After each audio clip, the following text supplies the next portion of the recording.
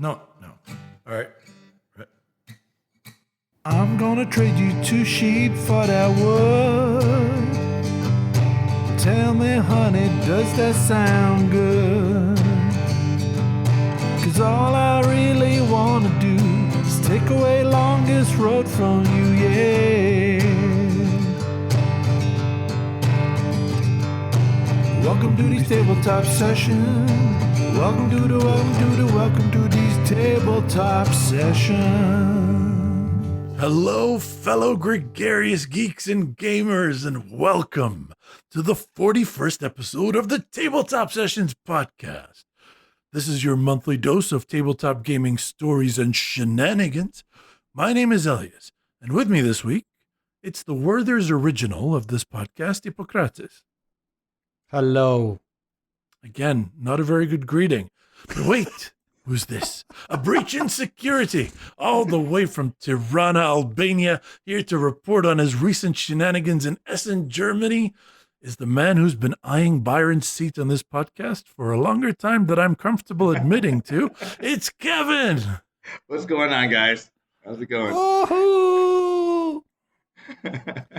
So Kevin, Kevin's been a part of Tirana or Tirana in Albanian? Me and Elias had a discussion about this a while back because I say Toronto like Toronto, but then I say Tirana. So like it literally sounds like I'm saying the same place. So, hey Kevin, where are you these days? Toronto. I don't know where that is. He could be anywhere, really. So for those that don't know, Kevin has been a part of Tabletop Sessions, the gaming group, for years. And he recently sent us, hey guys, surprise, I'm going to Essen this year. Mm-hmm. And we thought it would be great, since neither Ippo or I could get there, to get you, some hard nose to the floor, hardcore gaming integrity journalism right from, first-handed sources. Yes, Elias, I was hoping you're going to sell it better. This, like, you could say that we sent Kevin to Essen. Listen, if I had money to go to Essen, I would be at Essen. I'm not sending Kevin to Essen. I can get to Essen by myself, which right, actually, good job. I'll tell you, I actually couldn't. That'll be like kind of the first story. All right, why don't you tell us? How did you get there then? Yes, I want to know. So I recently got into a relationship with a woman and just talked her ear off about board games. I swear it's true. I can send pictures. Seeing no evidence. Pictures can be fake. Fake. We got together and I just kept talking her ear. She's not a board gamer. And I would just talk her ear off like constantly about board gaming and the games I liked. And she, just as a point of comparison, her favorite board game is Ludo. And cheesy for oh my American god. Oh my god. Cheesy Ludo. And our first game we ever played together was Yahtzee. So just for all the gamers out there, that's where I was starting out as. But she was very kind and she listened. And then as a surprise in August, she got me tickets to Essen. In fact, that's actually a story because she wanted to get me tickets to Essen, but accidentally wrote her own name on the form. So when she got the email, it says like, why is my name on the top of the ticket? And then she's like, oh, because I put my name. So then she had to buy a whole new ticket just for me, just so I could go, because otherwise, like she could go and I couldn't get in. Listen, Kevin, you have no idea. You said she doesn't like board games, but she patiently listens to you talk about board games. I think both Ippo and I can attest to the fact that whilst both our wives do love board games, they do not have the patience for us talking about it. Diva does not like me talking about board games. That is not an acceptable topic for dinner conversation. So, if I know Elena, she would literally just get up and leave if people started talking about board games. Yes. So, Kevin, you should treasure what you have there, even if she accidentally bought also tickets for herself to go to Essen. Sounds like she's a sleeper agent. All right. But So she accidentally bought you both tickets to Essen. Yeah. Yeah, so she got me tickets to Essen. It was a bit touch and go whether work would let me go, but of course then they did, and we got hopped on the plane, landed in Wuppertal, which is like I think an hour away by train. Got to the hall, and immediately I was just overwhelmed.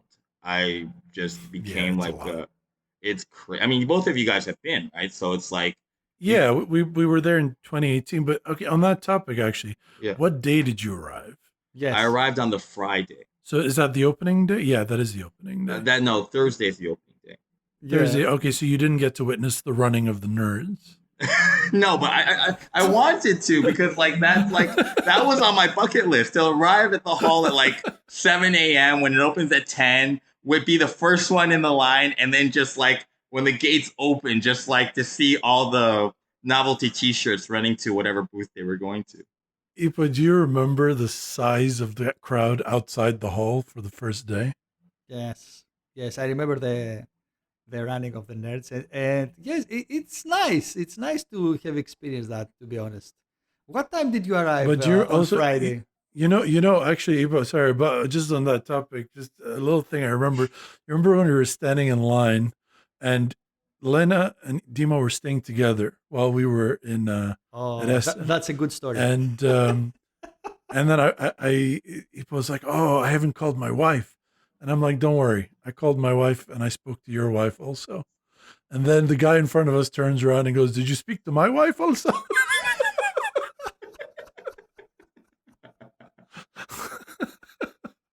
I always remember that.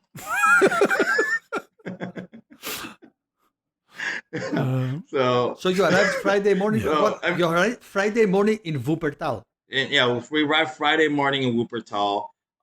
We got to the Messe Hall. I think is it pronounced Messe? I actually don't know the pronunciation. Yeah, close enough. Messe, None of our Messe German Hall. sensitivities are insulted. Yeah, well, my girlfriend is German, so I think that's how it's anyway. So we get there, and I'm just there's 6 packed halls.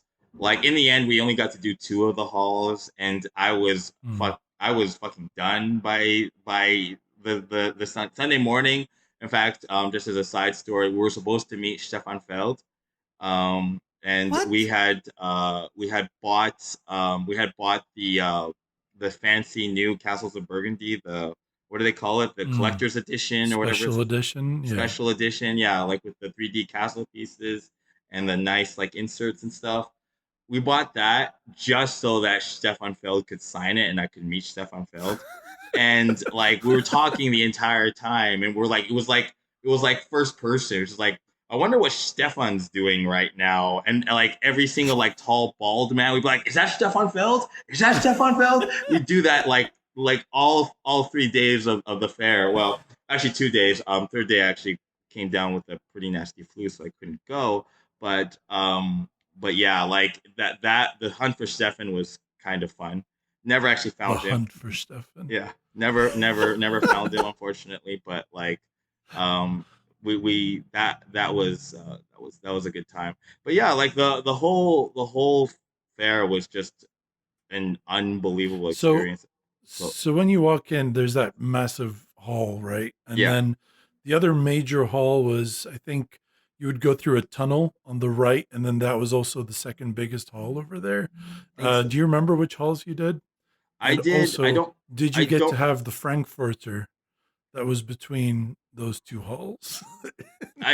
There were so many restaurants. I can't remember. No, this one it's always outside, but in the tunnel between the 2 major biggest halls. I can't remember their letters or numbers, but it's like a little hot dog stand. But it's oh really? Oh yeah. I don't think I saw that. It was hall. I know you can't remember the numbers, but it was hall 3. It was in hall 6. Hall 3 was kind of hall 6 was adjacent to the a parking lot and restaurant area. It was like there were cars Yeah, like parked at the end of it, and then there was like a huge restaurant row. And that's right. hall hall 6 was like at the loading bay, so like next to the loading Gotcha. bay. So So did like you we go saw for like three just days, 3 full days? You went there no, I with went your. for a day and a half. So the first day didn't go, I was still at work. Second day I got there in the afternoon and we did like 4 hours in hall 6. And then third day was hall 3, and I basically just did all the places I wanted to go in hall 3. I figured that would be better than just running around from hall to hall. There was stuff in hall 5 and hall 2 that I wanted to like. I really was interested in the Shipyard Second Edition, because Oh, Elias, I heard you talking good things about it, but I could hmm never get to Hall 2. Like it was just like, even though it was right next to me and I could see signs for it the entire time I was there, it was just I just couldn't actually get there because there's so many things I wanted to demo in Hall 3 as well. So How I'd wa- be how, keen on trying out the new Shipyard as well because I loved that game, but it was the fiddliest game ever. Like it's just like putting all the pieces on the boat and moving the boat around and putting the different testing things. It was unbearable and how yeah, fiddly it was, and that's why I got rid of it. But I assumed at some point they would come up with a new edition. yeah. So definitely one I have my eye on as well. Sorry, Ipo, I cut you off. yeah, Kevin, how was the experience for your friend? How is the experience for somebody that is not into board games and he goes there for the That's first an time? interesting thing. Like it was I can speak from it from my perspective, and then I can speak from her perspective. From my perspective, it was like both nerve-wracking and also really nice just to be a board game student for a change, because most of the time right now, like I live in Albania, not a big board game community here, and but like it was like you always the board game teacher. So if I'm bringing out a game, I'm the one who has to teach it, right? So like it's there's always a lot of like, I wouldn't say pressure or stress, but it's always like this is my game that I want to share with my friends or share with my girlfriend, and I have to be the one to sort of sit down and be like, okay, everyone has to like listen, and I need to make sure I get the rules right and all yada yada yada, all the anxieties that come with teaching a game. But it was nice just to like sit there and have someone else teach the game. It was all from my partner's perspective. It was also really nice for her because English is her second language, and all the booth people spoke German. So Oh when we wow. were when they were showing us the game, except with the exception of one, every single like booth exhibitor or demoer or all the staff spoke German. So when we were taught a game, like the sort of like the pressure was off me, which felt nice, and the pressure was off her because she on her side, like being as English is her second language, she speaks great English. It's not like she doesn't speak much English. She speaks our main language of communication is English, but like for specialist terminology, the lingo of board gaming that we all know, it was very hard for her to pick it up in her hmm second language, but to have like someone in her native language explain mechanisms or rules or different steps that she has to take in the game, like that was actually really liberating for her as well. So we found it to be an incredibly liberating experience. So was Very you cool. overwhelmed Yeah. with So heavy games, or did you just pursue light games because of this? Yeah, there's actually a story around that. Like over the summer, like I had taught her how to play Carcassonne and how to play Ganshon Clever.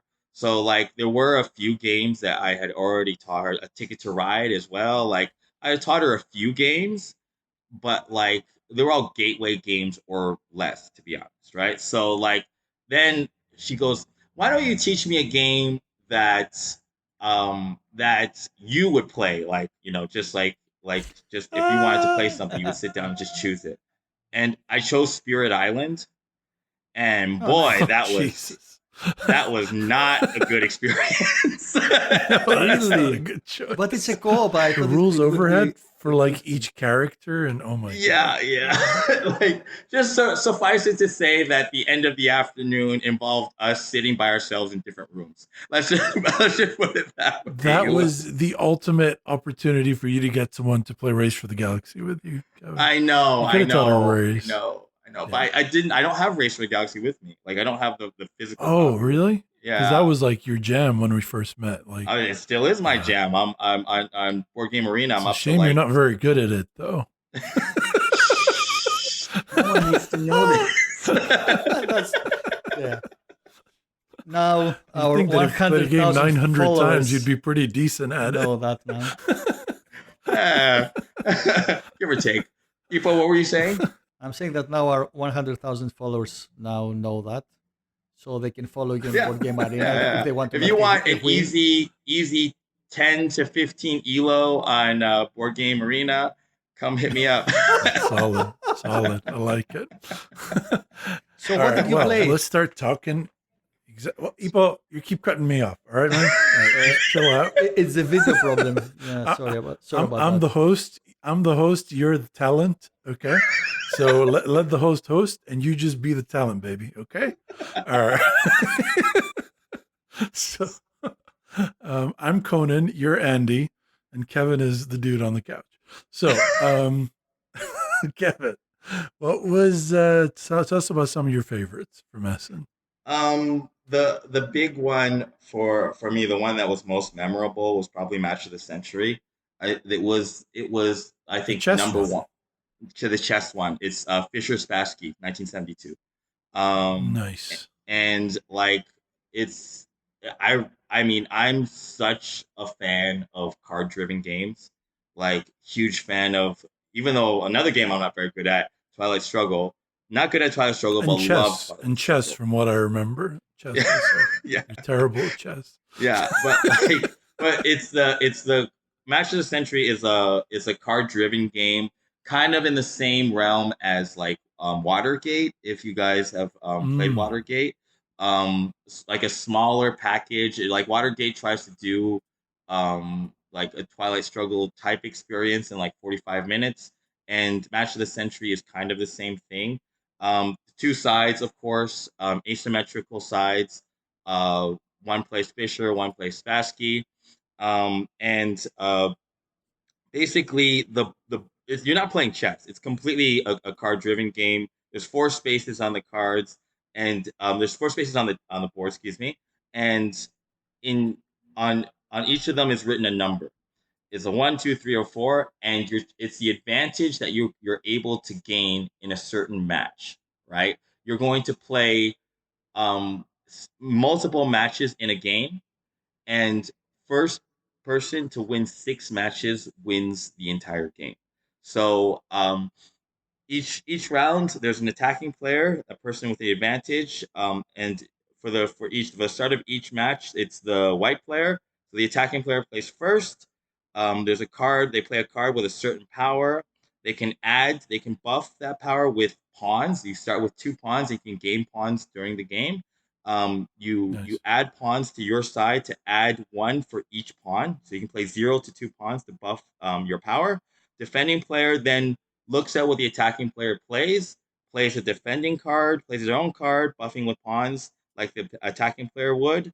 Then the player with the highest power gains that much advantage printed on the board. So if you play it on the 3, you'll gain 3 advantage. If you play it on the 1, you gain 1 advantage. The defender must play on the same advantage space that the attacker played on.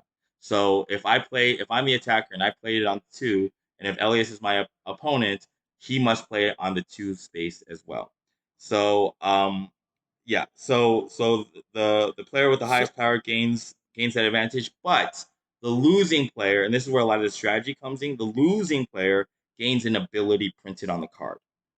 So and the abilities like very wildly. So there's some that's like you can shuffle your discard player into your deck. You can gain pawns. You can gain additional cards. You can neutralize. So the it has that advantage. like Twilight Twilight Struggle thing, where you're going to play cards where the event benefits your opponent, essentially.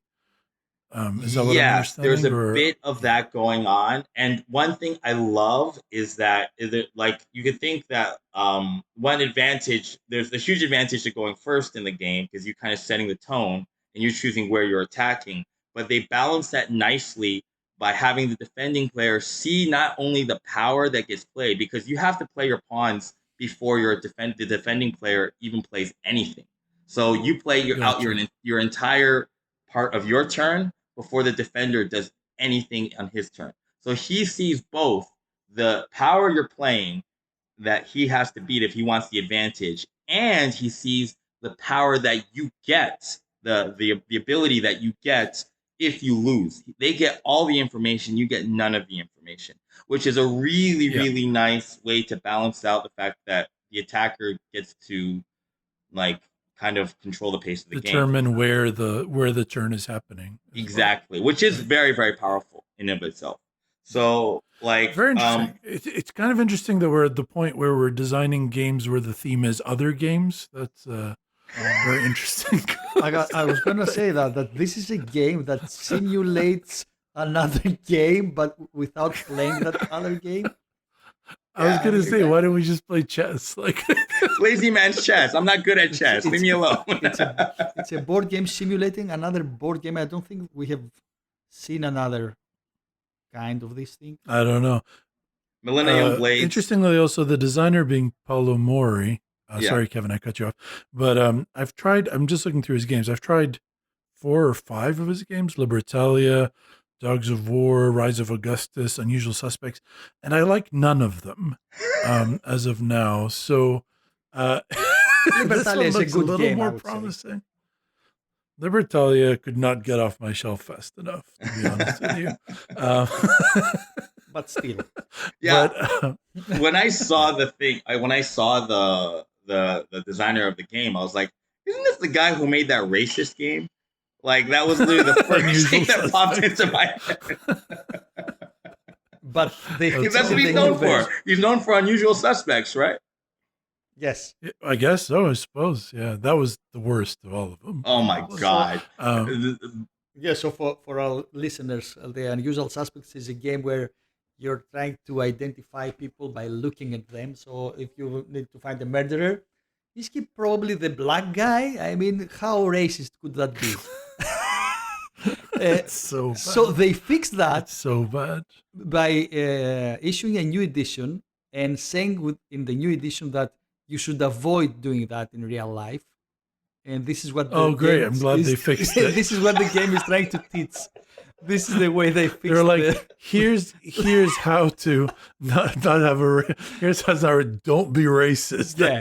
So you can be racist in the game, but please don't do it in real life because it is dangerous. Oh my God. It's not really, it's kind of like profiling the game, right? That's what I would call it. And it felt horrible. Hearing clues and being like, does my friend really think that way? And the fact that I knew what he was talking about, does that mean I think that way? Or is society stereotypes being forced onto my brain? Anyway, don't play that game. Not any of the editions. But it seems like Match of the Century is cool.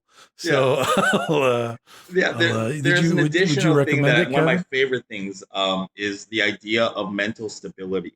So there's a because of Bobby. Because of Bobby, but also because of Spassky. Because I think I watched the documentary on the Match of the Century, and apparently, like, Bobby Fischer's weird demands were like really wearing on Spassky as well. Spassky has said this in interviews in terms of like the guy was just so unreasonable that like it really messed with his head as well. And like, so the idea of mental stability or mental wear is like when the force space, for example, when you win advantage on the force space, which is the highest space in the game, you take 1 mental damage, right? And how mental stability works is like the less mentally stable you are, the more mental wear you have, the less cards you're going to start with in the next round, and the less pawns you're going to start with in the next round. So or the less pawns you can gain in the next round. So basically, it's like it's like a catch up mechanism in a way, but I really like it because like there's like it kind of evens the playing field a little bit. So if someone just gets really lucky with cards, like you can really like they're gonna take more mental damage than you would. The other thing is the idea of resigning, and that's actually it sounds kind of silly, but it's actually really smart in the game. Like if you were just to get like a really bad hand for black, for example, you can resign the game right away and all your black cards turn over. They're double like they're not reversible. What's the term of like they're upside down on one side and right side up on the other side? I forgot the name. Okay, reversible is fine.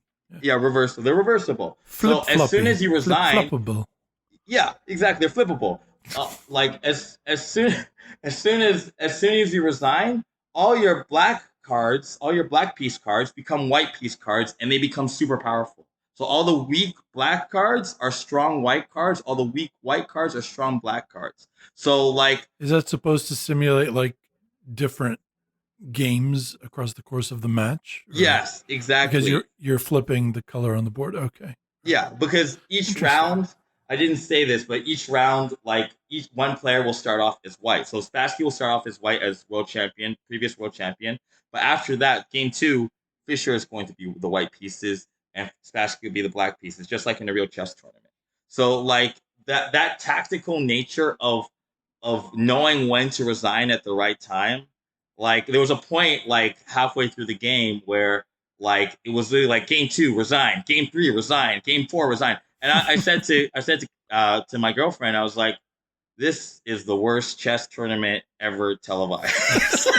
just like the first two or three turns, they just immediately resign the game.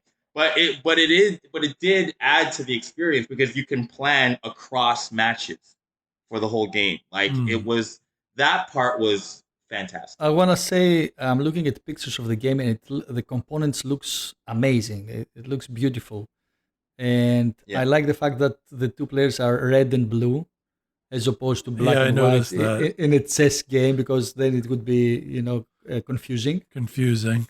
Yeah. Yeah. And the Oh. publisher, I see it's Pegasus and Capstone Games, so I think Yeah. that's a good sign. Have you played the game since, Kevin? Oh, not really. Like we're still in the process of moving into a new apartment, so games are still kind of in random suitcases. But you bought a copy. But I bought a copy for sure. Yes. All right. Well, that is very interesting. 'Cause it sounds like if you like the documentary about Bobby Fischer and Spassky, but you don't know how to play chess, this is the way to go. Otherwise, just play chess. It's Lots of probably better. qualifiers. It's been around longer, and it sounds more interesting. No, I'm kidding. It sounds great. Actually, it gives me vibes of like, I like games with odd themes like that. There's a game I love, and I always talk about called High Treason, Okay. which is the trial of Louis Riel. Mhm. And one of you is playing the defense, and one of you is playing the what is it called? When you're the Prosecution. ones prosecution. Thank you. And you have to like manipulate the jury, and you find out who the jury are and what their leanings are, and like the game is broken down into like all the parts of a court case, right? So opening statements, etc. So games that have these weird themes that are tried to be replicated through normal mechanisms like cards and boards and like action points and stuff, I find that very interesting. So I would be keen on trying Match of the Century sometime. Yeah. Maybe if you come over one time and you don't want to play chess anymore, we can go for Match of the Century. Match of the Century makes me feel smart. Chess. Yeah. Yeah. We were playing chess once. Kevin was over, and Dima and Kevin both don't play chess. And we were sitting there, and I was sitting next to them, and I was like, okay, how much do you want me to tell you? And they were like, no, don't tell me anything. Then the game went on for so long at one point, and they were like, what's going on? I was like, guys, like you've each had like a chance like to checkmate like in like 12 times during this thing and just missed it. And they're like, what about right That now? was the match of the century. I was like, well, Kevin, like you can mate in two. And Kevin's staring at the board, just freaking the fuck out, trying to realize what's happened. And in the end, they're like, just tell us, just tell We want to go to bed. Was that the first game you played in the convention?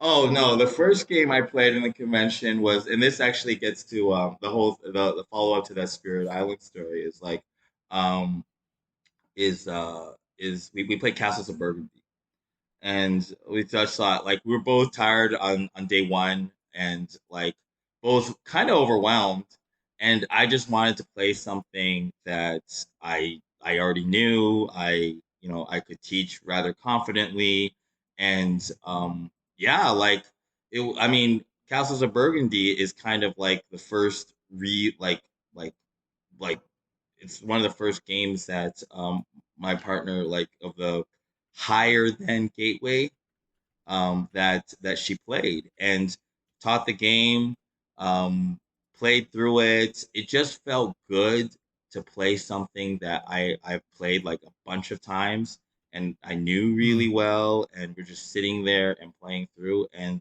at the end of the game, we bought a copy. Well, she bought a copy for me, which is a super sweet thing to do. And, wanted to get it. But then after that, it became, where's Stefan? Where's Stefan? Do you see Stefan? Is like holding that game, trying to get Stefan Feld to sign it for us.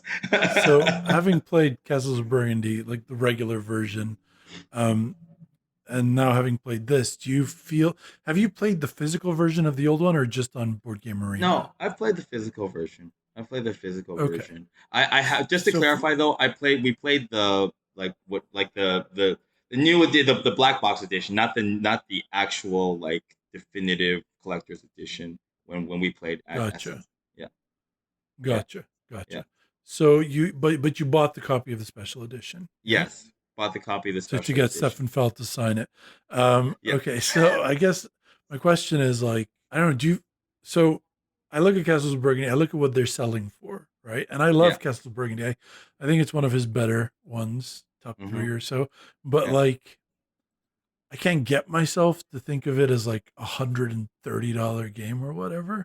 Yeah. And like, I'm really fine with my kind of ugly version. I don't really have a problem with it, right? Yeah. So I guess like, for anyone like me that's in the audience, like a person that's sitting there going, I like Castles of Burgundy, I have a copy of the old $28 version. Like, is this worth picking up? Like, what do you think?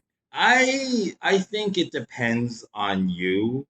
Like, I mean, unfortunately for me, like toy factor is such a big like thing for me. So like I'm one of those suckers. I'm like I haven't used Kickstarter mostly because like I don't know, I'm so like such an old head with that kind of stuff.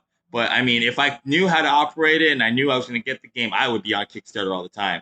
So the toy factor for me is kind of a big deal. I'm also one of those people that like I feel like I'm one of the suckers that they got in a way where it's like where like I don't like it when tokens on a player board are sliding around or could slide around. That really aggravates me, or they're not placed exactly the way it should into the lines.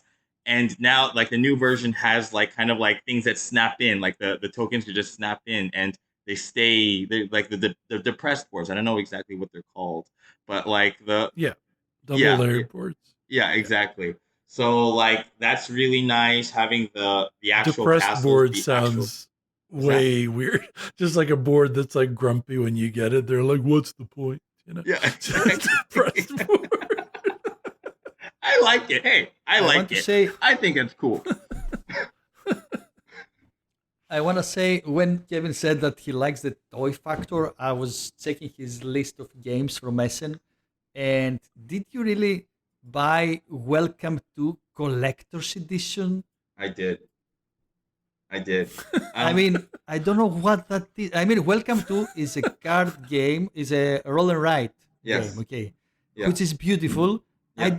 I mean, what is the collector's edition? It has all the expansions in it. It has all the expansions, and it has and this is the toy factor again. It has different illustrations of the score pad by different like well-known board game artists. So one of them was like bits Wow, into that sounds That's trade. nice, but Yeah. That sounds completely useless. Okay. Yeah. no. That sounds Hey, like art. fuck you. I like it. So if art is useless, That's what yeah. matters. Let's talk about economics. Let's talk about economics, art, and capitalism. Because this is. I mean, this is the whole point here. Like, No, okay, all right. So If you here's have- the thing with Castles. Sorry to interrupt you, Eva, but like I know you were jumping off. This is a good point for both of them. Yeah. The collector's edition of something like Welcome to, you're right. It is cool. I mean, I think it might be a little confusing Yeah. if like you have new players and all your boards are different, right? But what I find a little thing is like Castles of Burgundy was a game with like cardboard chits and they turned it into, and I'm in the minority here, a plastic monstrosity. Like it's got more plastic in it than fucking Blood Rage. Yeah. Like, was there a point to that? Like, I don't see the point to it. I like it. yeah, you are in the minority, Elias. Yes. It's This is beautiful. It's beautiful. It's like a Really? work Are we of art. destroying the Everything just planet? fits. Yes. Everything fits. Can you not like see that? Everything fits, Elias. That's so important. Yeah. Ippo just said, "Are we destroying the planet?" Yes, Yes. but it's beautiful. But You're never off. are we more happy doing it? Yes. Yeah. I This suppose the question plastic is castles, Elias, will dissolve Go. after 1,000,000 years. only okay. If it's just a million years, then that's fine. I'm sure everything will be okay. It just looks a little too much for what Castles of Burgundy is. A game that worked just fine, and it wasn't the miniatures that upset me. I get the desire of having the miniatures. The thing that bugged me is they made plastic tiles. So you have if you want the 3D terrain version with the castles and the buildings that pop out, fine, I get it. But why plastic tiles? Why not just have thick cardboard, very nice? That's something that's organically degradable instead of just plastic tiles. Really? Are we at that point? Are we like, all right, I'm just gonna It's stop. pretty. But I mean, I'm not an environmentalist, but is it better to have a thick cardboard, which is Yes. like you're killing some trees to do it, while Look, I have never you can trees just use grow. some oil? Trees grow again. And two, okay, here's the beautiful thing. I've never seen a turtle with a cardboard chit stuck up its nose. But I have seen a lot of them with plastic stuff. because they only like light games. Yeah, exactly. They Turtles like move the slow, toy man. factor. It's okay. It is pretty, but it's pretty in the sense that, I like bright colors, right? Yeah. Like, so therefore it is better. That's for me. Which That's for me. is not really. Kevin's raising his hand. He's not familiar with the podcast format. But like that's not a thing that I care about, is how bright and colorful it is. And for me, the plastic in it is a little over the top. I think the $28 version cardboard is just fine with the chintzy, shitty cardboard that like wants to like warp yeah. itself just from existing. It's pretty shit, to be honest. No, I agree that there's no reason to have a plastic tile. Yeah, that's true. Well, at least Okay. Kevin's happy, and that makes me a little less miserable. So that's good. I never knew my happiness matters so much to you, Elias. So, did you play anything that you didn't buy? That's an awkward question, isn't it?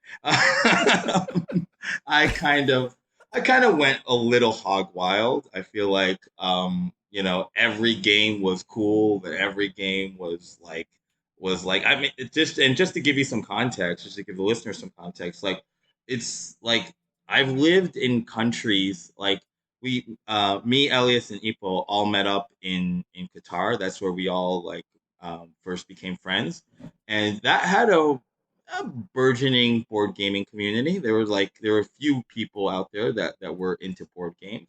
But then I moved to Kuwait, and then I moved to Albania, and those places very much less so in terms of a board gaming community that like played games that I would like to play. Like there were people in Kuwait that I had met who were really into like Zombicide and those like kind of Ameritrashy games.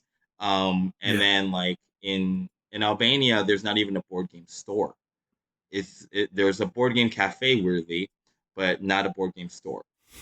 So like it's very difficult to sort of continue like to be fresh in the hobby with new games and under like picking up new games when you your access to those games is very limited. So when I went into the hall at Essen on the first day, it was literally child in a toy store on Christmas Eve. It was like, ooh, that looks good. Ooh, that looks good too. Like everything was just new and shiny and cool and just like I wanted to get everything. Yeah. So to answer your original question, Ipo, no.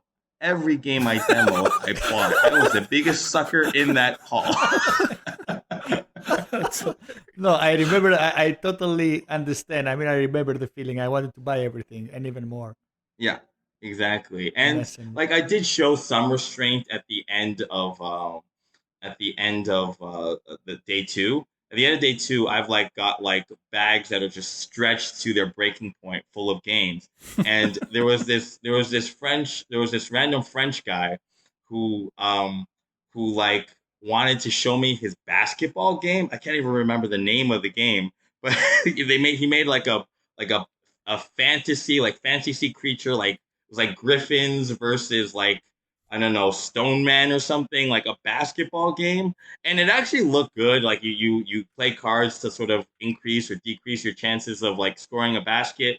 And like, yeah, like, and I was like, yeah, it looks great, but I literally cannot carry any more physical objects. I am so sorry. Like, if you had met me at 10 a.m., you might have been able to talk me into buying your game. But at like 5 p.m. at the end of the day, I am out of here. I like it was just like I was very proud of myself though because I was like that game does look cool, but I didn't actually buy it.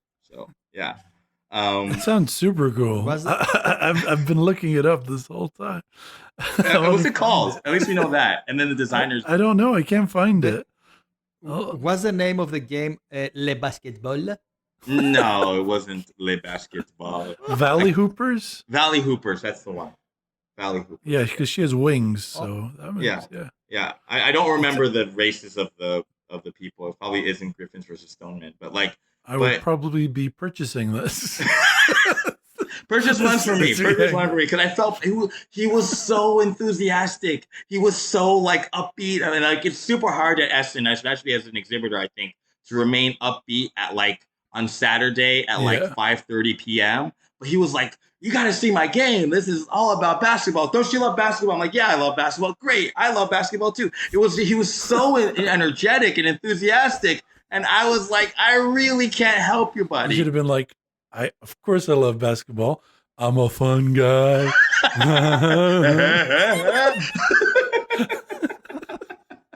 Kawhi Leonard. Well, people. there was a little basketball joke for all you people that are cross-pollinizing hobbies. Okay. I have one question for you based on your list that I would love to hear about before we probably wrap things up with a run through of whatever you want to talk about at the end. But the Battle of Versailles, that is an interesting looking one. Could you tell us a little bit about that? Yeah, the Battle of Versailles is just to like completely for full honesty and transparency, we got to hear the how to play of the game, but we never actually got to play it because my partner had to leave so leave the hall at that point, but like to so we never actually got to play the game, but it's a wildly asymmetric game where you have like if it's based on a real event. Apparently, I was a sucker for like historic games based on historical events in the 1970s because this is a 1973 like battle of like fashion designers. Like they had an American team and a French team, and the Americans had more well-known designers, so the Americans could play more cards, and the French team didn't, so they played less cards, and you had like different outfits that would score differently depending on whichever designer was active in presenting their work, and you could move pieces of the runway around. So like literally like you could change like the number of cards played or the number of cards drawn or the scoring, or like everything seemed to be modular from like what I gathered. Now, apologies to people who actually have played the game. I might be saying certain things wrong because I never actually got to play. But the cool thing is we're learning the game, and there was this guy who was just standing there, and that happens at SNLI. If you're demoing a game, there are people who are just interested in watching. So there's this guy standing there and talking in Spanish to these two other people, and we're just like, okay, it's fair enough.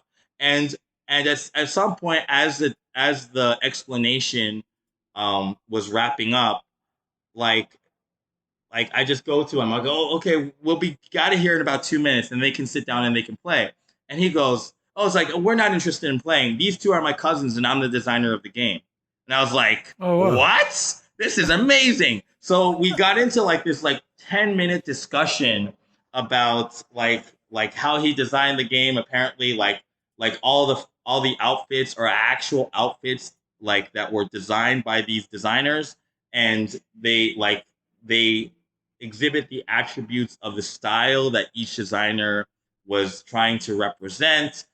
He took a lot of inspiration again from Watergate and from Seven Wonders Duel in terms of like the mechanisms of the game. Like we talked about the development process, we talked about play testing, and what was really really cool was like from my partner's perspective, after the talk, like she turned to me. It was like her like come to Jesus moment for board gaming, because like she turned to me and she goes, "Now I understand why you love this hobby."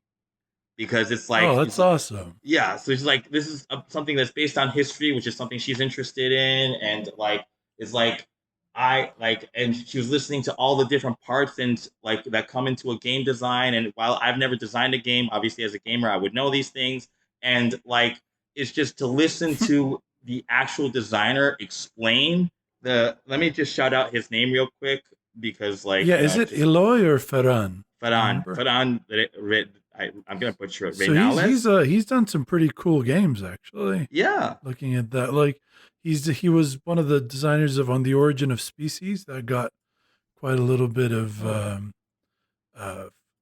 interest from everyone, and Lacrimosa, which was had a lot of buzz last year, which I was actually tempted to pick that one up as well. So very cool. Thank you, Ferran, for creating a new board gamer, I'm assuming. Yeah. So yeah. do you need a board game table for your new apartment? Yeah, Kevin? for sure. Well, it's not a board gaming table. It's like a multi-use table, but definitely there will be gaming that is going to be held on this table. So I love it. Yeah. I love it. Yeah. The theme of this game is so interesting. I mean, Kevin explained the theme, but I want to read from the description of the It's page really of the cool. game that the Battle of Versailles was a fashion show held in 1973 Versailles, France, that had 5 American designers against 5 French designers. The American designers were Anne Klein, Halston, Oscar de la Renta, Stephen Barrows, and Bill Blass. I only know Oscar de la Renta out of the 5. That were considered innovative and less traditional than the French designers, who were Yves Saint Laurent, Givenchy, Emmanuel Ungaro, Pierre Cardin, and Christian Dior. I mean, I know all the nothing French is designers. funnier than hearing Ippo talk about trying to say things in French accent. It's too fun. So the American designers ended up winning the competition. Oh, The American won that. The event was widely covered in the media and is considered a turning point in the history of fashion. It is I interesting. mean, I didn't know any of this. Me neither. I didn't even know it happened when so I don't know if you could tell by I know I'm super good at pretending things are natural or like whatever, but Kevin did ask me to ask him about Battle of Versailles. at some Yeah. point. Yeah. So that wasn't just, I know it seemed like I was like super, but no. But the point is, I thought it was a war game. Yes. How Me too. confusing is I that was thinking cover that's then? like French Revolution or something. So I was like, "Ooh, Kevin got a war game. Let's talk about the war game." I looked it up. I was like, "This ain't a war game." And actually, just There to is a comment battle about of that is Versailles like in the French Revolution, right? Versailles, the And palace where they signed Palace, the end correct? of Yes, Yeah, World War One. Like the Treaty of Versailles is the what Treaty of Versailles. That's yeah what we're is what is talking what's about. jump started World War Two in many ways, right? So, Sure, yeah. I yeah. The know, but I inequities think there of is the also Treaty of Versailles. yeah, I think Um, there is also a Battle of Versailles in the French Revolution, but I'm not could sure. be, could be. Maybe. And before we jump off of this, I do want to ask if you've had a chance to play Dog Lover, because that really got my attention when I saw your list of purchase things. No, I didn't. I didn't get Dog Lover to the table yet. Just for context, we have three dogs and two cats. So that was one reason why I got the game. And like I'd actually seen it on Board Game Arena as one of their new releases during the summer. I was like, and at this point, I was still on the ooh. Let's see if she'd be interested in playing any board game. So like I was like, ooh, they have a game called Dog Lover. And then we saw it at the convention, and I was like, we have to get Dog Lover. Then we must get Dog Lover. So like that's how I Dog Lover made the cut and made it to the list. I have no idea how to play it. It looks like some sort of tableau building game, if I'm not mistaken, set collection or tableau building. And we had someone pet sitting. We had a couple from Australia pet sitting for us while we were at Essen, so we got a copy for them too as sort of like a thank you. But Very cool. yeah, but yeah, Dog Lover. I mean, the artwork looks good, and you A get to little presumptuous of you to assume they enjoyed your dog's companies, but it's fine. People tend to be like that about their babies. Anyway, thank you for that. Before we jump off, is there anything else you wanted to let us know about what happened at Essen that was worth talking about? just a Sorry, but quick. I want to say about the dog lover. No one cares. But I you don't want to have a dog. so the yeah, but I want to say that this is the way to sell board games now. Just I do mean, something about people they will dogs or buy game. cats. Yeah. Yeah, I know a lady in Qatar now that she buys everything related to cats. She has like 10 different games related to cats. So yeah, A that's a way to lady. sell You board mean games. Lena? Is that what you're No, talking Lena about? is not buying board games. That's true. I'm the person who is buying the board games. No, she's just making inserts. So thank you for interrupting my question to Kevin, but I'll just pose it again. Kevin, is there anything else you think worth mentioning that happened at Essen? Yeah, just one really quick story, and it was like Go for it. it's a follow up to like what I was talking before. I'll be about going from being a teacher of board games to a student of board games. Because after my girlfriend left on the second day, I got to sort of like roam around and just take my pick of whatever I wanted to demo. And I got into a demo of Darwin's Journey, I believe is the name of the game, right? Ooh, Yeah, that is the top of my list of the stuff you got that I want to try. yeah. And unfortunately, I can't tell you too much about the game. Like, I mean, it was the thing that I wanted to talk about is the experience. So, I mean, just as a brief little like explainer, Darwin's Journey is this game where it's a worker placement game where you are playing the role of Charles Darwin, writing in his research diary. And so in the game, you have these workers, but they can't just go anywhere. They have certain research seals that they must gain in order to go to certain spots of the board. One worker can just have free reign. He's like a wild worker, joker worker, but all the other workers only have access. There's one worker that can only explore. There's one worker that can only like move on the ship track. There's one worker that can only um, that can only gain seals, right? So you use these workers to try to move on certain spots of the board. But obviously, as you gain more seals in the game, they become smarter. And then you're also trying to, and therefore have access to more parts of the board. And also, at the beginning of the game, you get 3 cards that are like this worker. If they get a blue, two greens, and 2 red seals, they get this special ability. So you're trying to unlock these special abilities in the game, and there's so much more in the game that I'm not going to be able to explain because otherwise we'd be here forever. But like the game, when I sat down to sort of hear the explanation, the board is actually deceptively simple. There's not that many for worker placement. There's not as many places as you would think. Like for certain worker placement games, it feels like there's like like if you're talking about like um, Feast for Odin, Feast for Odin. it's like Yeah. 60, 70 places you can place workers. This one, there's only like, I don't know, 30, 40. But at the same time, it's like there's so many different elements to the game that you're just at a loss. Like I went into that game like all gung ho to play, and about 5 minutes in the game, I felt like I was in like Charlie Brown's teacher's classroom. Just like what the guy was saying was just womp womp womp womp womp womp, and I'm just like, yes, yes, I get it, Oh my God. just like lying through my teeth, like yes, that makes sense, and just like completely like overwhelmed with what he was. It was almost like I was like a new gamer, and someone was trying to teach me some Wow. complicated, game. That's amazing. Yeah. So like, but I enjoyed the experience a lot, and yeah, I picked up a copy, so it's now. I will say it isn't the easiest learning at cons. I have a hard time with complex games at cons. Like I I'm a person that kind of like I notice everything around me. I don't, even though I hyper focus on hobbies and stuff, I don't hyper focus on like sources of people talking. Like I hear everything around me. I can do 3, 4 conversations at the same time. But when I'm at a con, that's much to my detriment because I can't focus on what the person's talking about. Yeah.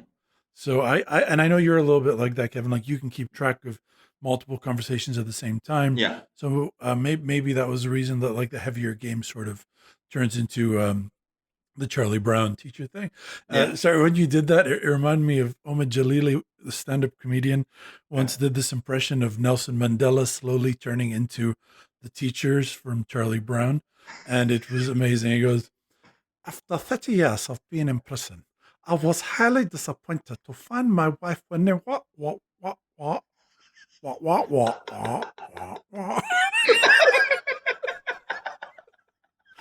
And I just thought I would share that. That's really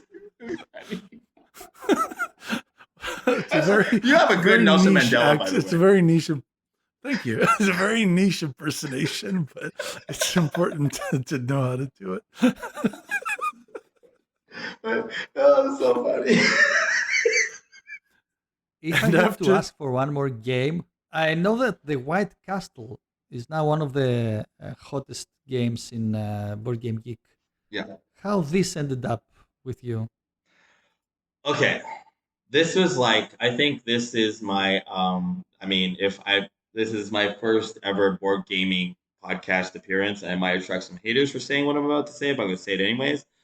I bought it just off of the hotness, and I kind of regret my purchase because after just to give you some context, that game was the only one where you had to schedule a demo. Like all the other games, you can just sort of walk, like with Darwin's Journey, which is a very hot game at the con. Like you can just walk up and be like, "Hey, I want to play," and after 5 minutes, you're in, you're playing.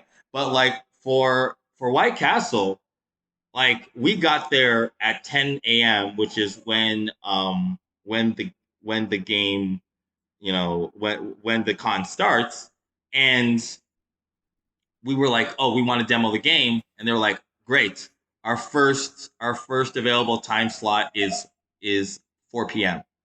and we're like, Mm. oh shit, that's crazy. So like we kind of had to plan. Well, I had to plan my entire day around this demo. Like I couldn't actually. I demoed Darwin's Journey right before that, um, and um, and like the the I had to cut that short. I didn't want to cut that short because at the point where I had to leave Darwin's Journey, I had just gotten like got kind of grok the game a little bit, like at least grok a few of the rules enough to like start to enjoy the experience. And when that happened, it was like, oh, it's 3:55. I gotta go. And so I had to leave that demo and go to White Castle. White Castle is like this game where it's like a dice drafting and dice placement game. There are certain places that And you I can. believe they still sell sliders at 45 cents a pop. So Yeah. it's a good deal. Still looking for Harold and Kumar too, by the way. So That's not what that movie was about. White Castle wasn't looking for that. true. I think you watched a different movie. But anyway, go for it. Maybe. But anyways, like so it's you pick a dice, you draft a dice, you place that dice. There's three different colors, and like inside the castle, there are like certain actions that you can do only with certain colored dice. The dice can go anywhere in the castle, like any color can go anywhere, but only certain dice can do certain actions. So you have to be cognizant of where you're placing the dice for that reason. They all have like pips already printed on the board. So if your number is higher than that pip, you gain that income, and if your number is lower than that pip, you lose that income. Which is kind of cool. That part of the game was really cool. The part I really do like is there's a special action. It's also like got a little bit of a worker placement aspect to it, where you can place three different kinds of things, three different types of figures. There are gardeners, there are courtiers, and there are samurai. Um, the gardeners, the gardeners and the samurai, the actions weren't so interesting. It was standard Euro stuff: pay a resource, get a thing, get an action, get a benefit of some kind. But the courtiers one was very interesting because you pay resource to go into the courtier, you pay pearl to go into the courtier to the court, and when you enter a room, you immediately take the card and place it on your player board, and that builds a little engine that you're running on your player board. And but what that does is it changes the basic palace actions for all the players. So like that guy who's relying on such and such a space to run an engine that he's trying to run, that card is gone, and a new card takes its place. So that was the most interesting part of the game for me. It's like I'm not trashing the game at all. It's quite an interesting game. I just don't understand why like it was being picked up so much at the fair, because like I got it because everyone's talking about how good it was, and I sort of bought into the hype and I picked myself up a copy. But like I don't see anything special yet on it other than that one courtier ability, which is not as big a part of the game as I previously thought. I don't know. It's still yet to see.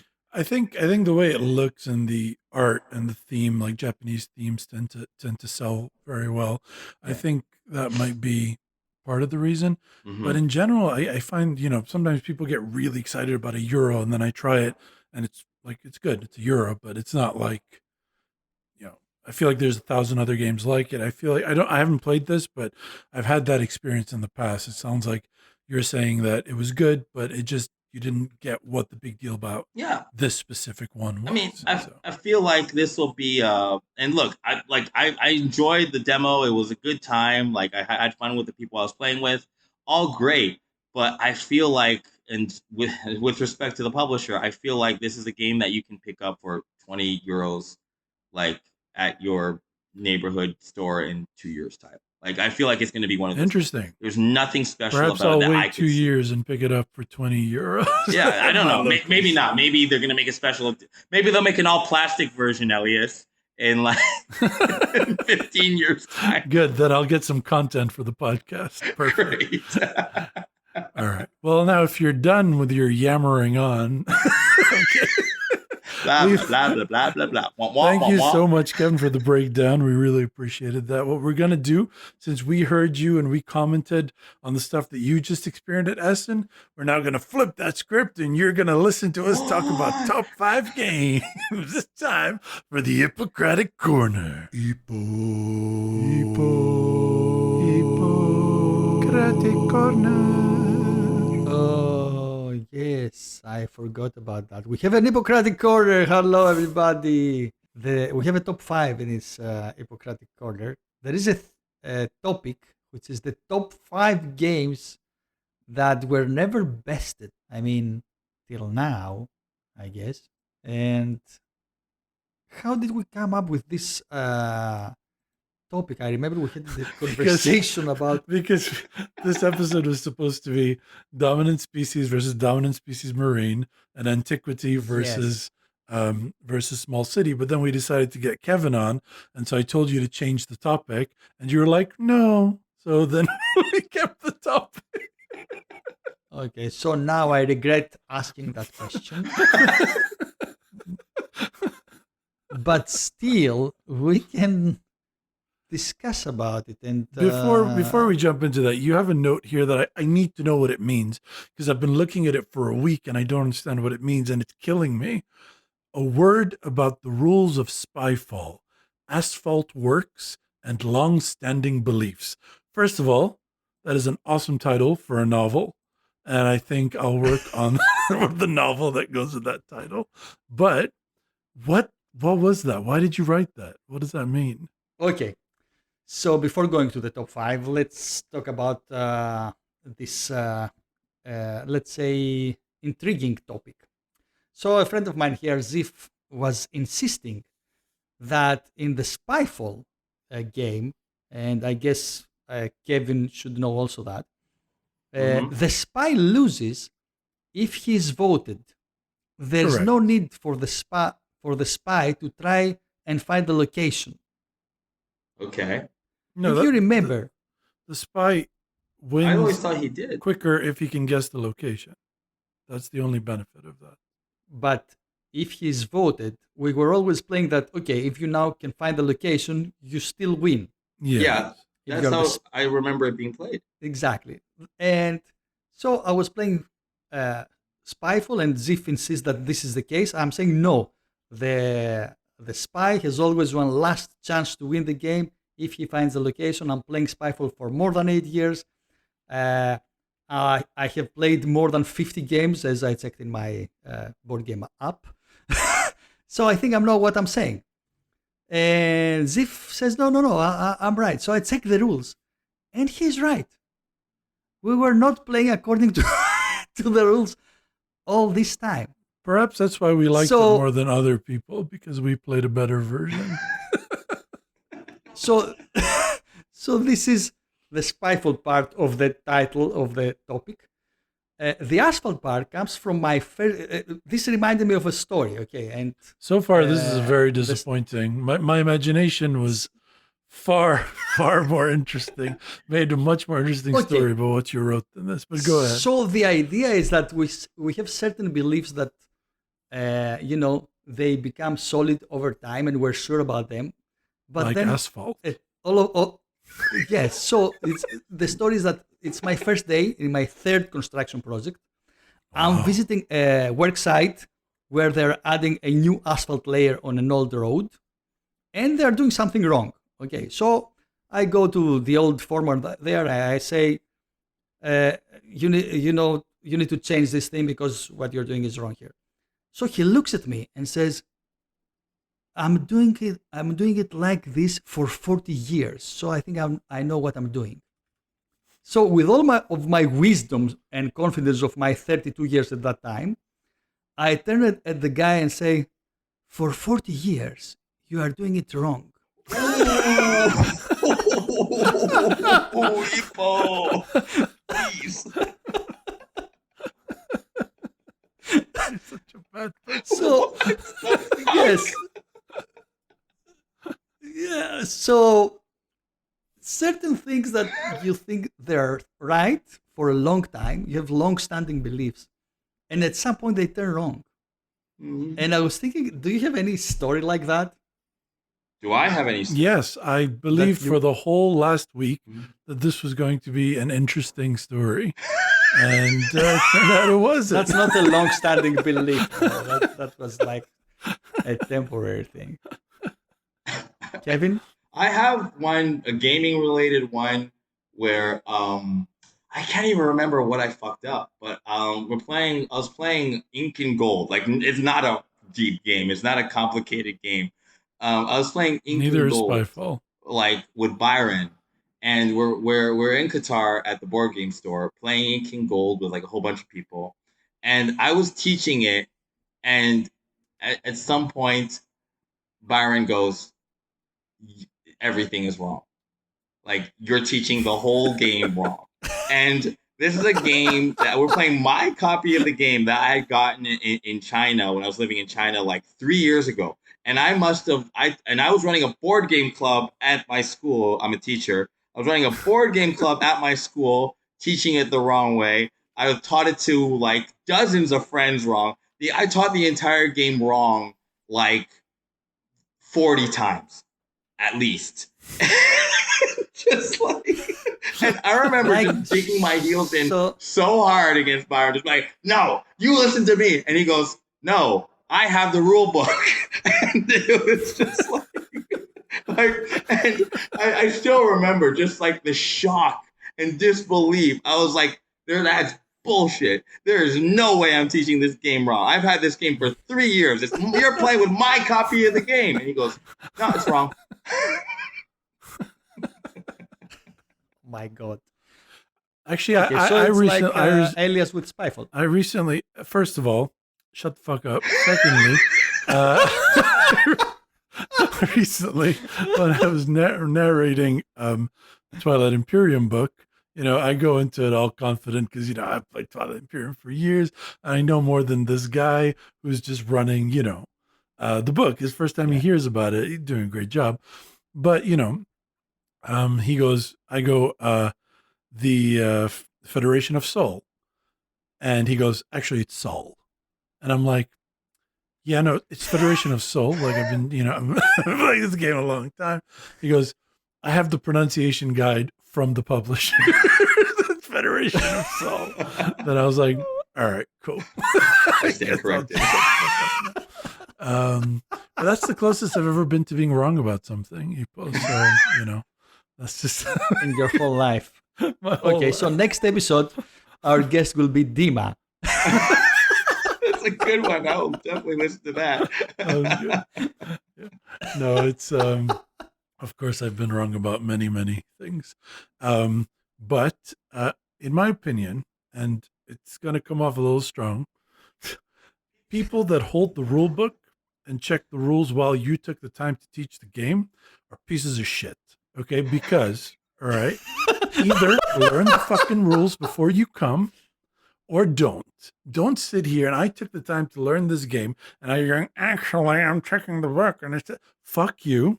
All right. First of all, you should have read the rules and taught the game yet, because I took time out of my week to learn the game and teach it to you. We're playing it my way. All right. That's how it Okay. So, to our defense, because I'm that guy who takes who takes the rule book. Also, and AKA takes- fuck you, Byron, basically is what you're saying. So to our defense, sometimes when I hear something in the rules and it doesn't feel correct, I'm checking the rule. I have to admit, I'm checking the rule book. When it, I mean, from a designer's perspective, if it doesn't make sense, I usually You're not a check the rule book. designer. And- You made one game, and and it wasn't that good. not even. You said it was good. I said it was good. Yeah, I I lied. stole. I love you. You see, like, But I haven't done any games. Let's be no. honest. You made one game that was pretty good. It was okay, and then It you was made not one game that finished, was so- that was really bad, really bad. What, the Lebanese Civil War? Are you Lebanese talking Civil about the War Lebanese- was the worst thing No. I ever played. Yeah, It was, yeah, okay. It was very early in the development phase, but anyways, okay. Let's go back to our topic about the top 5 games that were never bested. I didn't know that word, to be honest. I have to Google it. That bested is a thing that you're getting better than something else. My criteria. Do you want to go with your criteria first, Elias? What was Sure. your criteria about this top 5? It wasn't too complicated. Basically, it had to be a pretty established game, so that there was sufficient time for it to be bested. So, like a game that came out and made up a new genre last year is not, games will come out in the future that might best it. And the games, they have to feel like one another. So, not just a similar mechanic or theme. For example, Mage Knight and Gloomhaven, they're both fantasy themes, sword and sorcery, and they're both based around hand and deck management. But they don't feel like each other. I would never recommend someone who likes Gloomhaven to play Mage Knight or vice versa. They're completely different. And lastly, my ranking is not necessarily the ranking of my favorite games. It's the ranking of how far I think others have come to besting it. So number 1, I feel like has been the farthest. We don't have anything, in my opinion, close enough to best it. Whereas 5, maybe things have come closer to besting it. That's all my criteria. So, yours? That's nice. I did the same thing. I felt that in order to be in this top 5, it needs to be the leader or the best game of the genre. Mm-hmm. And also the ranking is how long this dominance in this genre is going on. Okay. I have 2 honorable mentions. Do you have any? I have 2 honorable mentions. Yay. Top 7. Okay, I'm gonna say my 2 honorable mentions are Puerto Rico in 2002. Good game. I don't think it belongs to this top 5 because it's not clear it's the best. Actually, it is clear it's the best game for me, but I'm not sure what is its genre. I mean, okay, it's worker placement, but there are other worker placement games out there. And I think the clever thing in Puerto Rico was the phase selection, like the rolls and stuff. Action selection. Exactly, yes. So, but this is not really a category out there. So I left it out. And your other? And the second one is Dominant Species from Chad Jensen, a game from 2010, which is an area majority game. I feel is the best, but the other games on my list are older than that. So this is the reason it stayed out. What about my two had reasons for disqualifying. So like how your first one did. So like Through the Ages, I put it on there for 2 reasons. Didn't make it on my list. One, technically, New Story of Civilization bested the original version, and it changed enough that it feels like its own game. Right, that's why it has its own entry on Board Game Geek. And there's not enough similar games in that tableau building civilization thing. There's like Nations, and that's about it. So I don't know. I felt like the category didn't really fit. And then the other one is Antiquity. I still think it's the best city building game ever made. But the ones I was thinking of were Small City, Era, Medieval Age, Suburbia.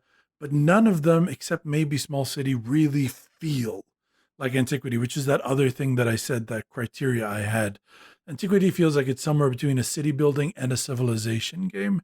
The others don't have that feeling. So I didn't feel like it was comparing apples to apples. So I left it off my list. So there you go.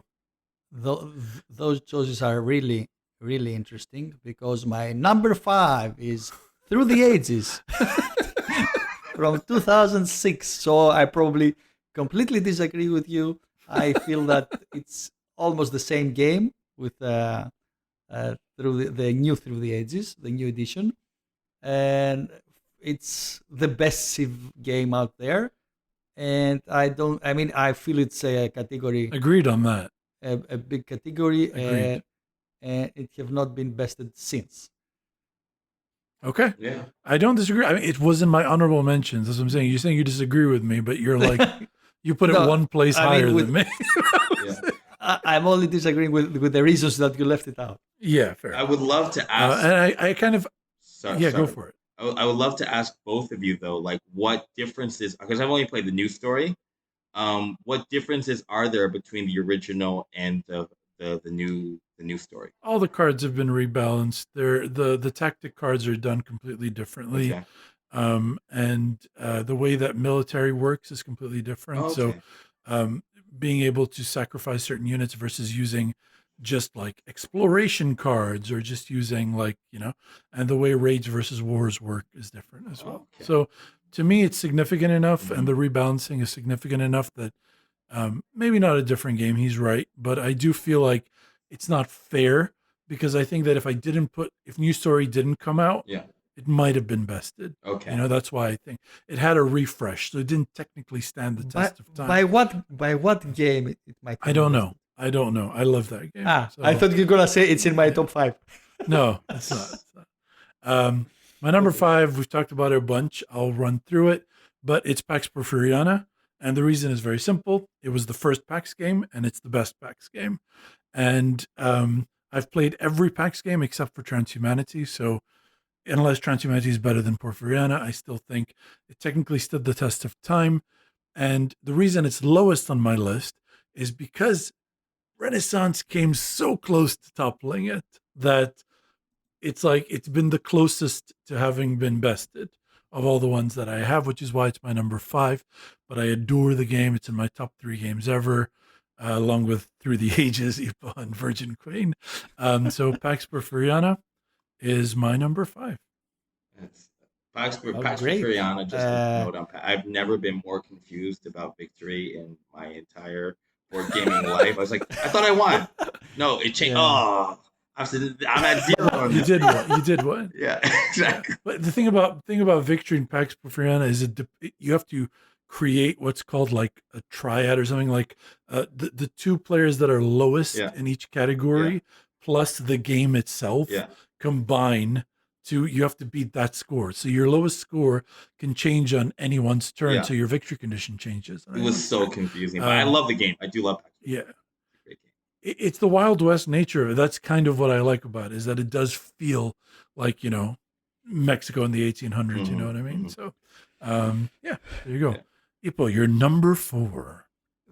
Pax Porfiriana is the only game that I'm visiting the Board Game Geek page every month or 2, just to see if there is a new edition, and and I'm waiting for it to buy it. Now I saw in the forum that they're saying they're gonna have a reprint, so I'm really, really very confused because I really hate the art in this game. It's very ugly. As much as I like the game. So if there is a reprint but not a new edition, what should we do in that case? I'm not sure. I think I might need to buy it anyways. Anyway, I was saying before that I totally disagree with the reasons that you left Through the Ages out of the top 5. And my number 4 is Antiquity. I knew it. 2004. From Zeron Dumen and Joris Versinga, these are the Dutch guys. It's, as you said, it's the best city building game. I understand what you're saying when you say that it doesn't have the same feeling as the other ones. But I think that the reason it doesn't have the same feeling is because it's the best. Maybe that's why. That's why it's my number 4.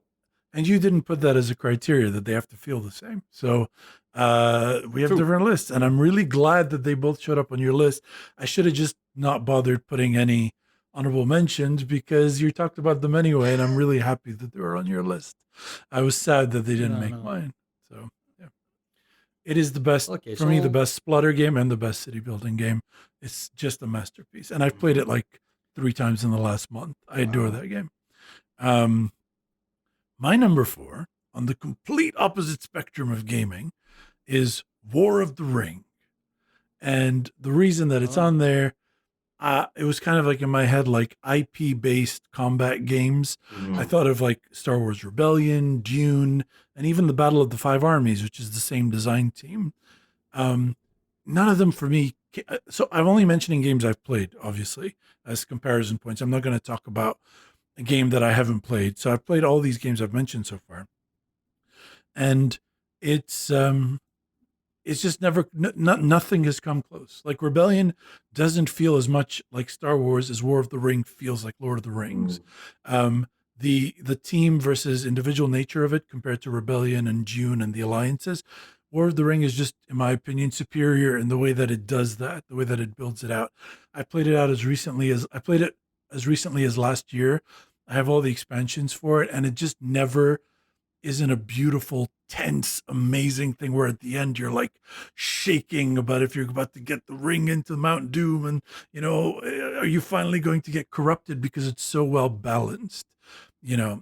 Star Wars Rebellion kind of felt like, well, if someone gets a little lucky, they know where your base is. Now your whole plan is messed up. And I just didn't get engaged as much with it. In June, I've played it so many times, and it's just never been like an experience that I remember and love. Battle of the Five Armies, it has the same core mechanic as War of the Ring, but it's more like if you just loved the card and battle system, an action allocation system, but it's missing the beauty of War of the Ring that makes it feel like Lord of the Rings, the book, in board game form. So it's kind of like the equivalent for war gamers, they might understand this, of like Here I Stand to Virgin Queen. Like it might be the better, more streamlined game, but it's the extra stuff in Virgin Queen that makes it an epic, beautiful experience.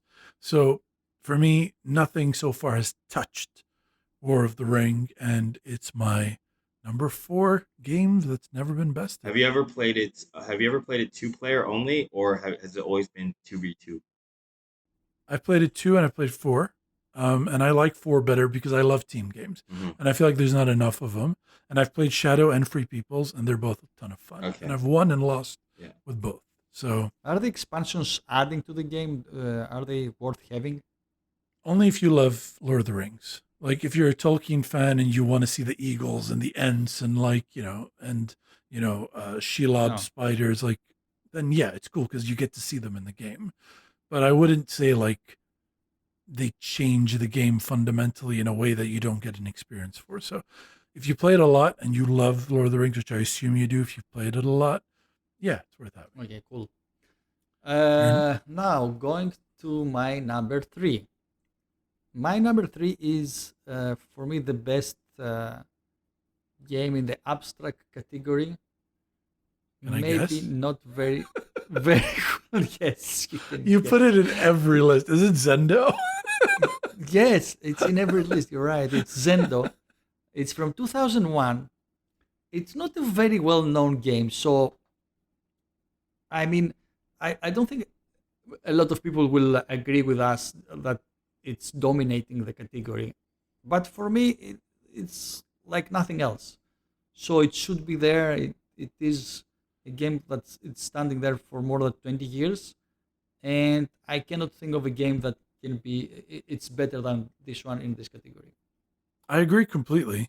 I didn't know what to compare it to. Like, there's nothing to compare it to. So I just didn't know what. Yeah, I made this up. Yeah, like just abstract. Fair enough. I love that game. My number 3 is the best text-based case-solving game ever, which is Sherlock Holmes Consulting Detective. It's the oldest and the best. Oh. I've played Mythos Tales, Watson and Holmes, the Portal version of Detective, and even one of my favorites, Detective City of Angels, which has come the closest to it. Just nothing touches the sheer theme and writing and scope of Sherlock Holmes Consulting Detective. And I think it's the best game in that category, and I don't think anything has beaten it. I mean, I cannot agree more. I assume it's your number 1 or 2. Your number 1's chess or something. Right. My number 1 should be Breeds, but I have promised myself not to put Breeds again in the top 5 list. Well, let's find out if I guessed correctly. Well, what's your number 2? As I don't consider it a hobby game. So my number 2 is 1830 Railways and Robber Barons. It's a game from 1986. Wow. I played it like 2 weeks ago, and I was thinking, okay, this is the first and still the best, arguably, 18xx game, or even if you like more, maybe another 18xx, you will still agree and admit that it's one of the top games. And all of the actually, it created the category of 18xx, Oh, really? I thought 1829 was the first one. uh, I think Ippo just Maybe I'm short wrong. circuited. I don't know. I mean, his I have- entire life I view, have- worldview has been changed. yeah, I have heard the story of Francis Tresham making this game, and he was describing the way that he designed it and he thought about it. So I believe that this was the first one. Anyway, so I played. No, it, so the mechanisms 1829 came out 12 years before 1830. Is it from Francis Tresham? Yeah, it was Tresham. Okay. Okay, so I have not played 1829. So I'm not sure if 1830 adds a lot to the 18xx genre, but I have played 1830 and I can say that it still holds as an amazing game. It's if you want to play an 18xx, you can easily pick 1830 because it's one of the best there, and it also created another amazing game that I was considering about this top 5, which is The Edge of Steam, which I believe is like a child of 18xx category. You shoehorning a that game? came How many out- games are in your number 2? Sure. No, the Age of Steam 1830, is not. 1829. Because Age of Steam. Steam. no, 1829 I have not played. Age of Steam, I said that it created an amazing game, came from this sperm of 18xx. and Oh 1830. Jesus! So All right, thanks for So that image. 1830 is my number 2.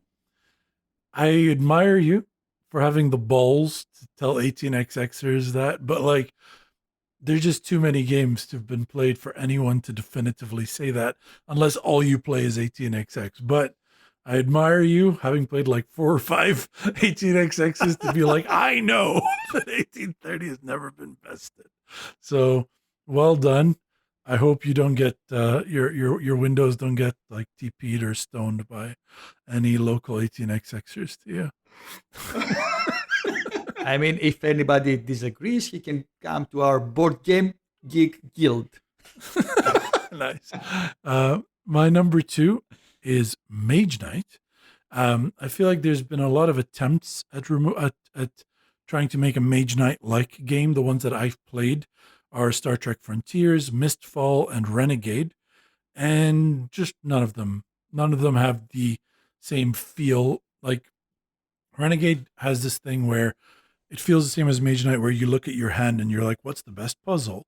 But the overall scope of Mage Knight, the different ways you can upgrade your character, the different paths you can go down, how you can focus more on mana, the way the different characters affect all that, I still think it's just like, there's nothing that's come out that I've played that I can be like, this is as good as Mage Knight. And at the end of the day, when I look online, people seem to agree with me. Is people ask for recommendations for something. If you love Mage Knight, what else is there? And nothing really is like definitively accepted as a game that's at the level of Mage Knight. And even Star Trek Frontiers, which is a straight like reskinning of Mage Knight, just doesn't live up to it. And Mage Knight has that special sauce or whatever. I don't think, not the same as Ippo's Francis Tresham sperm, not that sauce. From Vladach Battle. And that's why my number 2 is Mage Knight. Kevin is dying. This is a children's podcast, and I don't appreciate your jokes. But anyway, I wasn't ready for that. what- Sorry, I what was would you not say ready is- for that. What would you say is the genre of Mage Knight? The Role-playing Zara? Oh, the genre. Genre. Yeah. What's the category? Yeah. I don't know. I don't know. It's not definitely not role playing. Probably hand deck building, management. But it's more than that. That's what I keep trying to get. So it's like you're developing your character and your deck separately. That's what's so interesting. I remember I've only played Mage Knight once at Ricardo's, and I remember like he crushed me in the game because it's Ricardo's favorite game of all time.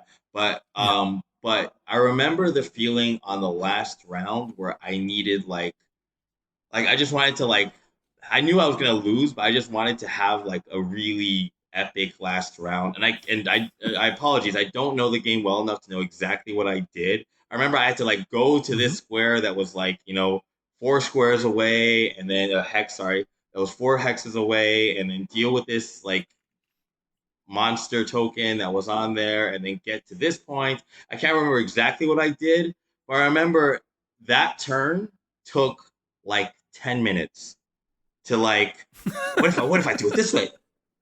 Oh, I'll still 1 hex short. What if I do it that way? So many possibilities. Exactly. Yeah, and then when I finally the order in which you do things. Yeah, exactly. Sorry. Oh, well, I was gonna say finally when I got it, like, and Ricardo's like, "Yep, that's a legal play." I was like, I had the most epic, like, woo, like streamers coming from the ceiling kind of moment like I've ever like. It was an amazing. I was just like, yes, I did something in the game, and it rewards you. It's like. It's one of those games that does like really reward you for like a strong turn. Oh, 100%. Yeah. And there's so much variety and variability in what you can do in your turn. And it's just, to me, a masterpiece. And the others have tried, but not quite there yet. Ippo. My memory of this game is that both Ricardo and Elias love the game. And I remember both of them, if you were at their place, okay, and you said, okay, let's play something. They were looking at Maid's Night, then they were looking at you, then they were looking at the Maid's Night box again, and they were moving to the next game. So we were silently evaluating if you're up to it at the moment. Yeah, I mean, it's not a game that you just pick the box out of the shelf and play. That's my understanding. Very true. But every time you want to. So you grab it, you're like, can we? No, we can't. Put it back in the shelf and grab something. That's a great description. Yeah. Okay, so my number 1, no drum rolls, because of course Elias guessed it. It's Sherlock Holmes Consulting Detective. Shout out to Dima, who introduced me to that amazing game. Made in 1982, guys. This is like that's insane. That's insane to me. I mean, I was so excited to play the detective, the modern. I don't remember the full title. The Portal one. Modern crime board. Yes, we played it. We played it at Essen actually in 2018. Exactly, in 2018. So that was a good game. We played other games, but.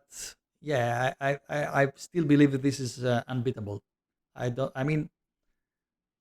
know if there is a company that can spend the energy and time and resources to make a better game than this one. I feel that the era, the 80s was the time to that can produce such an achievement of a game. Because of like choose your own adventure books and stuff, right? Yeah. Dungeons and Dragons as well. Yeah. People were investing in that stuff. Yeah. Yeah. Well, so that's my number 1. Great choice. What makes it? Is it just the writing? Because I've heard the writing. I have a copy of Jack the Ripper. But I've never actually opened it. It's still in shrink. And like I've just never found an opportunity to get it to the table. But I've always wondered like. What makes that game special? Because there's been so many people who have tried to make their version, quote unquote, of Sherlock Holmes, and it just seems to stand the test of time. It's still being widely sold, still being widely played. I can actually answer that. Yeah. It feels like it exists beyond your game. So when you're going around exploring, you feel like there is a world that exists where there are many people in there that have nothing to do with your case. They're just going about their day. and they've populated the world so much that it doesn't feel like everything you do is like the whole world revolves around this case. Okay. And trying to Yeah. find it, like you catch onto a string of thought, Yeah. and then you pull on that string. It's brilliant. It's a brilliant. So feeling. it's like, especially when you get to the other end and it's empty. oh, It's so okay. good. So it's like a murder mystery in Springfield, like Springfield, USA from The Simpsons. I don't know. I don't watch The Simpsons. Because it's like an ensemble cast with like hundreds of characters and yeah. Gotcha. Anyways, Gotcha. yeah. Thanks for that. Anyway, as if people don't like me enough for not liking The Simpsons, my number one, let me tell you something. I'm ready to fight, okay? Just so you know, before you come at me, I'll give you my address if you want, but I am 6'3", okay? I am a large man. I'm of quite a significant build, and I will all right? All right, so just take a breath. Got it. It's my opinion. Everyone, not you, Kevin. Everyone, calm down. Okay? Calm down. My number one game that has that's bullshit. has not been bested is the best 4X epic space game ever made, Twilight Imperium. Okay? Oh, okay. And let me tell you something.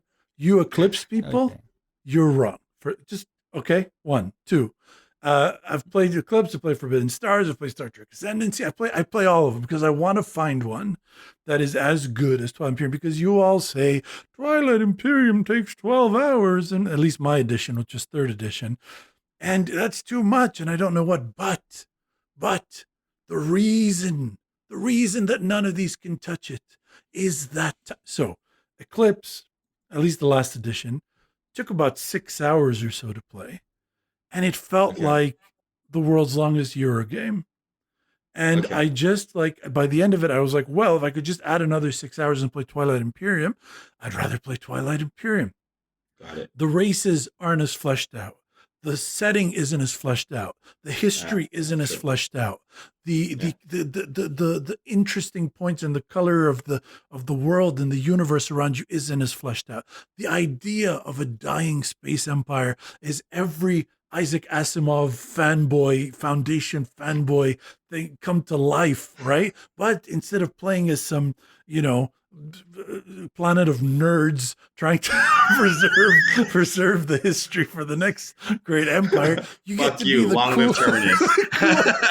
cool empires struggling to take on the broken planet of Mechatol Rex sitting at the center of the galaxy. It is romantic. It is fleshed out. It is beautiful. And granted, it doesn't have the best gameplay. But most importantly, I am a member and part of its official lore as the voice of Tarak. And the 3rd book, the Twilight Imperium series. And I think that just makes it unbeatable. So the number one for me game that's spawned essentially the epic SpaceX genre and has never been beaten is Twilight Imperium.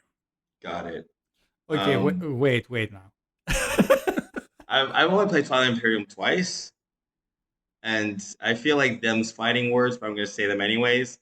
But I never got, other than by time and yes, by certain mechanisms in the game, I never got that epic feel that you're describing.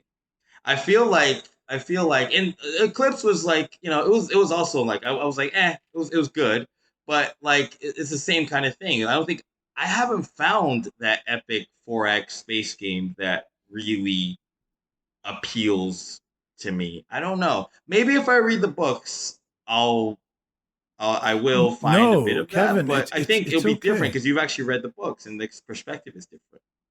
No, it's okay to be wrong. That's completely fine. Just look, if you didn't find Twilight Imperium epic, no space game is going to be epic for you. That's what I'm going to say.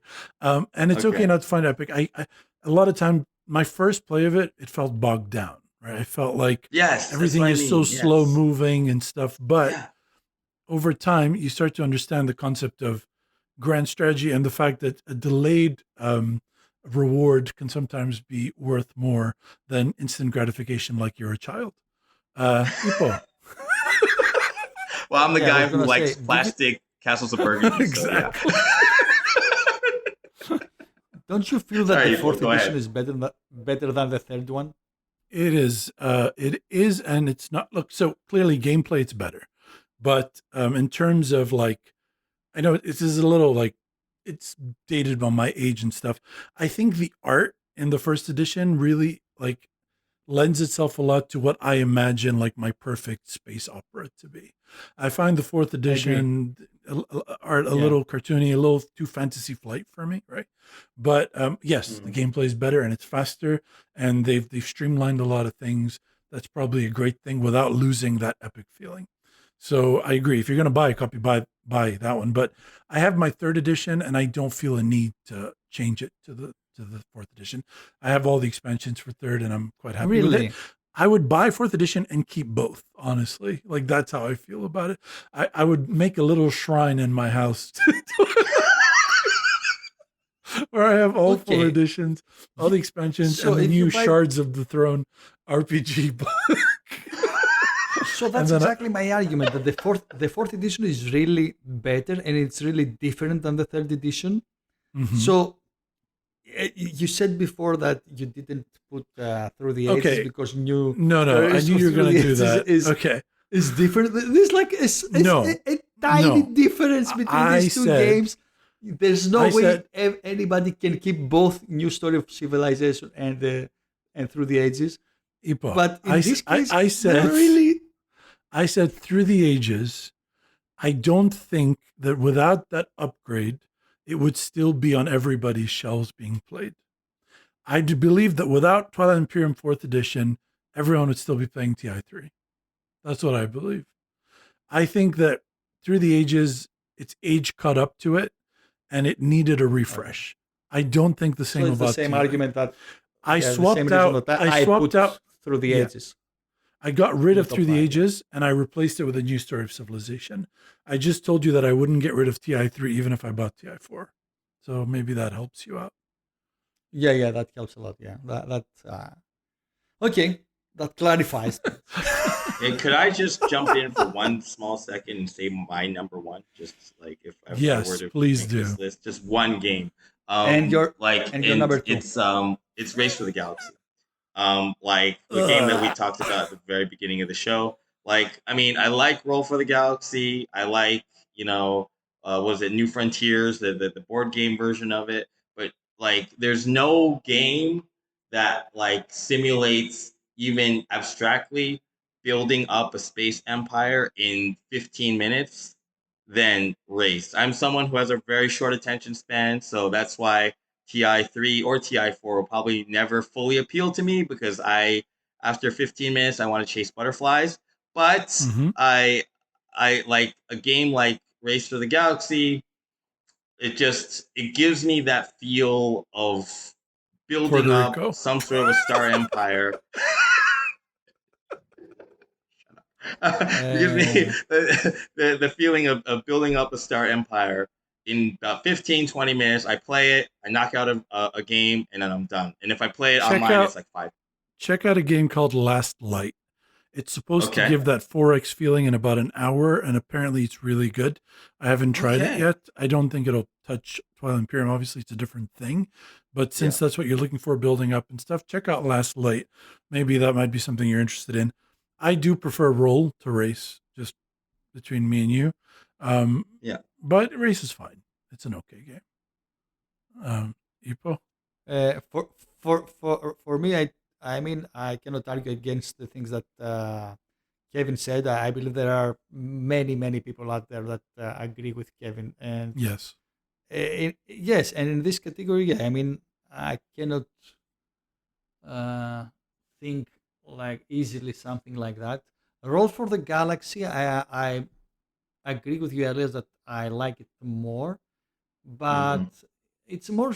I mean, it's more random, let's say, and it's more light than Race for the Galaxy. Race for the Galaxy is more strategic, I guess, and more heavy.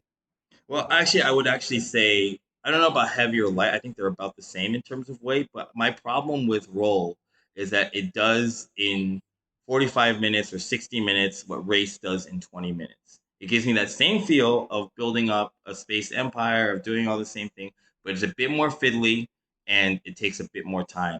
I like Roll. Roll's a great game. It's high on my list of like sci-fi games that I want to play. But Race beats it just on the time factor and the fact that you can just knock it out between two people.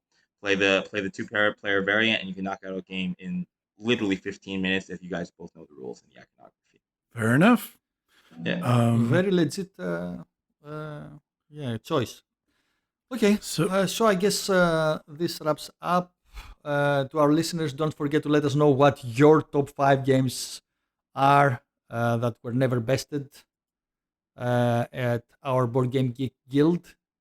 And you can find that link, of course, to our episode description. I guess people can also write their beliefs and or long-standing beliefs and things that maybe made them change their minds in our Board Game Geek or in our Instagram account. Oh, whoa, this was removed, right? Why? Can they write in our Instagram account, our listeners? Yes, they yes, can, that's right? fine. I didn't remove that. And anyway, the point is, I also want to point out that you also let us know if we were wrong about something. So if something has been beaten that you think so, let us know. And we didn't talk about it, that we've played it.